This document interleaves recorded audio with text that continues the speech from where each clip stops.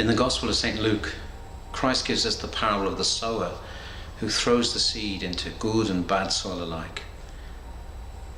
The soil represents our heart, and the seed is the Word of God, the very life of God that is planted within us.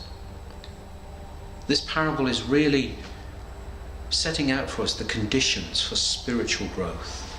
It tells us what we must do to truly grow in the life of Christ. We're reminded that the good soil must be moistened. It mustn't dry out and become dead. We moisten the soil of our heart with prayer, regular prayer. It is vital that every one of us prays daily. We may not be all capable of many hours of prayer or all-night vigils, but whatever little we are capable of, we must build a structure, a framework in our lives to regularly pray, to moisten the heart, that the seed may continue to grow. Prayer is vital, essential for any kind of spiritual growth that is true. And Christ warns us that the concerns of this world are like thorns that will strangle the life of the seed.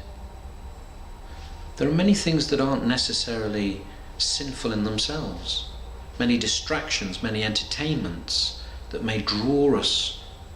But if we fill our lives with these things, they can become a barrier between us and God.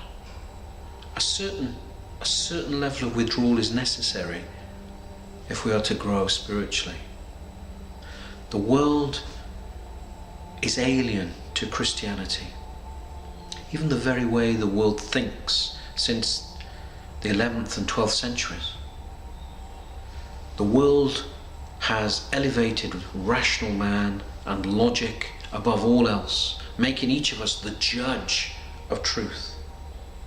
We must not make an idol of our own rational thought and accept the world's way of understanding. There is a truth that is greater than any kind of rational thought, that can be understood only by a heart of faith. And then Christ says, "To you I explain the parable, but to the crowds I don't." And there will be some people who see in this almost a condemnation of the crowd. But in fact the reverse is true.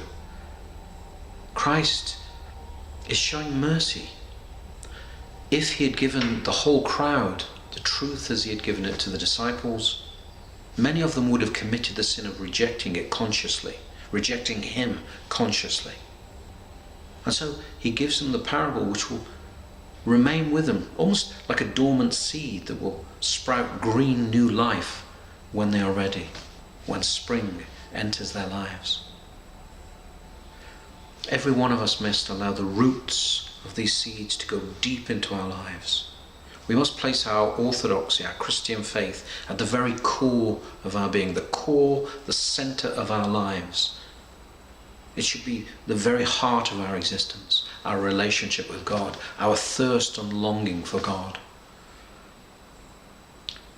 It's perhaps useful when we go to confession not just to bring to mind the many sins that we've committed, but also to really truly reflect on how we're spending our time. To question ourselves, how am I breaking up my day? Is it with things that are essential? Or am I wasting time? Am I killing time? This precious commodity of which we have so little. Let's become self-reflective and truly question ourselves.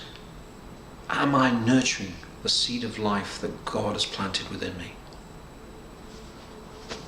Adam, when he was created in paradise, was created to be the gardener of this perfect world. Christ, at his resurrection, was mistaken to be the gardener by the women who first encountered him. And in this parable, Christ calls each one of us to be the gardener of our very soul, to nurture the seed of life that God has planted within us.